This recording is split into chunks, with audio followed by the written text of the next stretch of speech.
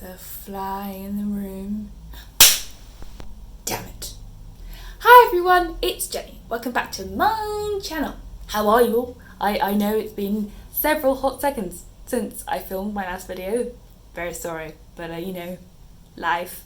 But I am back with one of, if not the most exciting video that I get to film every year, which is my Victober TBR. And you better believe I got a Wuthering Heights scarf on and my Wuthering Heights earrings on. I am accessorized and ready. Let's do this. So, preliminary stuff, because I always forget to do this till halfway through the video. Victober, if you somehow don't know, is a month-long readathon that takes place throughout October, and it is hosted by Katie from Books and Things, Kate Howe, and Lucy from Lucy the Reader, and it's very exciting because it's just encouraging you to read Victorian fiction, whether that's one book, whether or not you want to follow the prompts and challenges, which obviously I do, and I'm excited. And actually, I have miraculously I'm obviously very rusty at the moment. I have made a much more realistic TBR than last year, which was, I think, 25 books long. So, the first challenge, which is Katie's challenge, is to read a Victorian book that equates to your favourite genre. So for me, that is like classics, which is essentially historical fiction. So I actually found it surprisingly hard to find a book that I wanted to read this year that was in that kind of genre. So I've gone with Elizabeth Gaskell's The Moorland Cottage and Other Stories, because I think, well actually I don't really know, I just hope there's a story in here that's kind of based in the past, but I'm sort of bending it a bit, and there is a biography I have of Queen Victoria by A.N. Wilson, which I have an audiobook, and that's historical non-fiction, which is like my favourite kind of non-fiction, so I'm going to say that counts for that prompt very loosely, but I want to read more Gaskell's short stories, and it's The Moorland Cottage, I think, is meant to have inspired The Men in the Floss, which I read last Victober and loved. So I want to see how much George Eliot has plagiarised Gaskell. And then the next challenge, let me see, which is Lucy's challenge, is to read a Victorian diary or series of letters. So, I did not order my books right, that was clever, Jenny.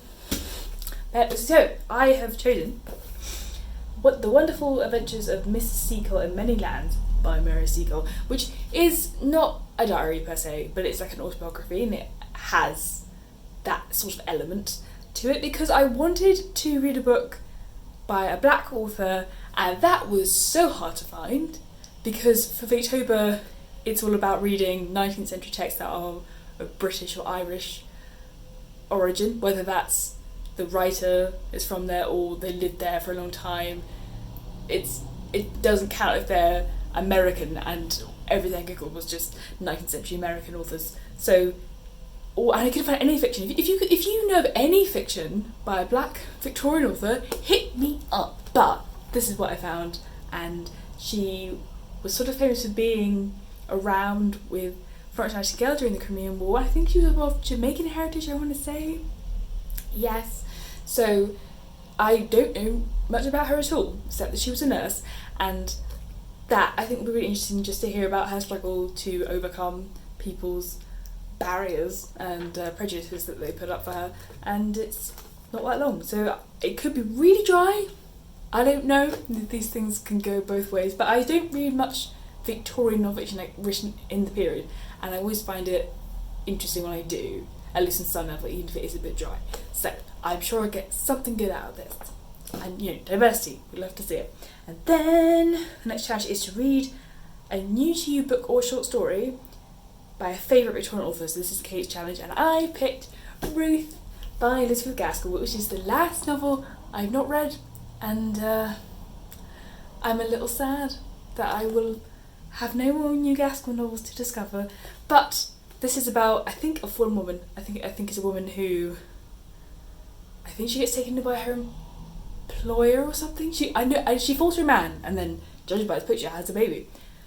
That's all I know. But I just adore Gaskell's writing, and It's one of her shorter novels, so I can't wait. It's going to be great. And then the fourth challenge, which is a fun one because it's a reader's challenge, a reader's suggestion for a challenge, and that is to read a book that was on a previous Victober TBR that you didn't get to. And since I, put 25 books on my TBR last year, funnily enough, I didn't get to most of them. So the one I picked, which I think has been on TBR now for this is the third Victober running, so I'm so determined to read this one this month, is A Drama in Muslin by George Moore, which is an Irish novel set in I think the 1880s, and it's about the Land Reform Act and the tension between the landowners and the tenants. I presume that's English and Irish tensions there. Who knows? But I'm very excited. It sounds, if it has drama in the title, it's gonna be exciting, guys. Woo, drama, Irish drama. I'm so here for it.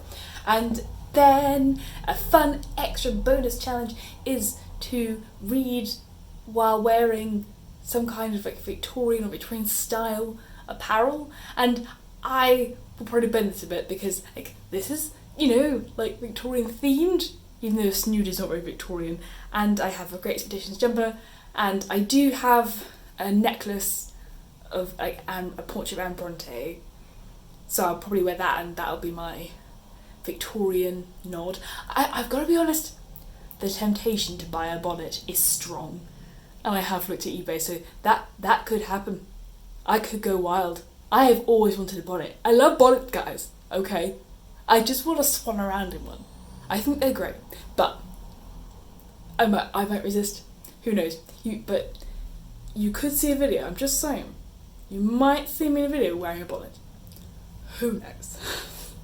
Try and convince me in the comments maybe to buy a bonnet. And then the group reading. I'm sorry, I don't know what I'm doing with my arms today. I'm really tired, I haven't slept. So forgive the madness. The group reading is Shirley. Wow.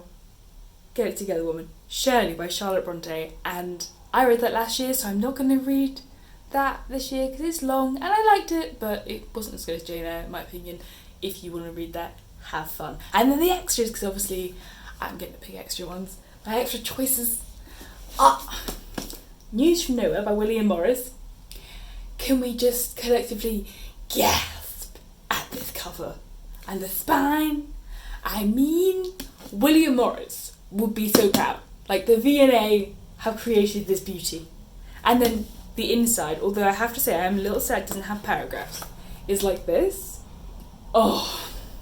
And on each page it has this little red kind of note about what happens on that page, which is so lovely. I mean, spoilers, but it's fine. And it is a socialist utopian novel that I read a few chapters from in my masters, but I don't really remember much about it. I imagine it doesn't have a very exciting plot if it's a utopian novel, but I've never read utopian, only dystopian, so that will be fascinating, I think. I don't love it and find it exciting, just the idea of using a novel as a kind of political experimentation will be fun. And then I want to not read all of this, but kind of dip in and out of Christina Rossetti's selected poems, which I'm sure was on my TBR last year as well, but I have put her on my 20 classics I want to read in 2020. I'm doing very badly at that list, so I'm going to try and read some of this because I really love her poetry. I think she's very underrated because there's lots of great male Victorian poets, but I think they sort of overshadow Christina. Harley's great and Tennyson is great, and that's all well and good, but I really like Christina Rossetti, and I might do some little videos of me reading poetry. I'm not sure. We'll see how it goes. I might do some readings by candlelight or something of ones that I find that I really like. Let me know if you'd like to see that. I don't know. I haven't done that before, so let me know. And then a book that I bought beginning of this year, Two on a Tower by Thomas Hardy, which I think is another sad one. I know nothing I know nothing about this. I'm sorry for that explosion. I know nothing about this. I think it's a love story, but I presume it goes wrong. Who knows? But it's not very long. That's why I sort of put it on my TBR, because it's only 300 pages, which is great. That's a short novel for Victorian times, and I love Hardy as well. And I've still got a lot of history. I've only read I think just under half his novels, so this is the only one I own that I haven't read. So we'll see if I get to that. But I definitely, if I read nothing else from October, I have to read this book. And that is The Woman in White by Wilkie Collins, which is 700 pages, but it's decent sized print and it's fluffy. And sorry, that's besides the point. But it is a sensationalist novel. It's an author I've never read before. I always disappointed myself for that. I haven't really read sensationalist novels either. That was a whole period in especially the 1860s where they were really, really popular novels. I guess they were the commercial fiction of the Victorian day in that period. So I'd love to read this. It's I know narrated by different characters as well, and just sounds like it has a great villain. My parents love this book, and I haven't actually seen any adaptations of it, so I don't know what happens, which is really nice because sometimes classics get spoiled for you, and I have not been spoiled for this. So yeah, I really, really want to prioritise this book. So fingers crossed. And then another possible, these just kind of honourable mentions, I guess. Another sensations novel is Lady Audley's Secret by Mary Elizabeth Braddon, which is one of my favourite PEL covers. I keep wanting to buy these, even if I have the same classic in a different edition, because they're just such pretty covers. But I have heard good things about this, but like I said before, all I know is there is a lady called Audley, and she has a secret. She's done something bad, I presume, and that probably gets found out. Scandal, intrigue. Ooh, we love it. We love to see it. I mean, what isn't a good Victorian romp without some scandal, some woman transgressing? So, or maybe she doesn't. I don't know. But I would like to discover her secret at some point, and maybe it'll be this year. But I think if I don't read it this year, I'll really prioritise it next year. Wow, so floppy. And then last but not least, another Penguin English Library classic is The Warden by Anthony Trollope, which was definitely on my TBR last year, and I tried to listen to it in an audiobook and couldn't really get into the audiobook of it, even though I liked the narrator in narrating other books. I just couldn't really pay attention to it. And it is, again, really short. It is the shortest book on my TBR. It's about 230 pages, so it's 211 pages. Amazing. So I feel like I should just try and squeeze this in, but who knows how the months play out. And then for audiobook, oh no, everything's just falling over. For audiobooks, don't mind me. Right, for audiobooks, sorry, I'm going to be buddy reading. What is it with the hands, Jenny? Focus. I'm going to be buddy reading Little Dorrit, and I'm very excited because I haven't read this one, but my lecturer at university who specialised in Dickens, this was her favourite Dickens, and I love the BBC adaptation. It seems like it has some really, really great characters, so I think I'm going to love this one. And then I also want to listen to Great Expectations, because I had that read to me as a child by my dad, but I haven't actually read that myself, so I got that in audiobook.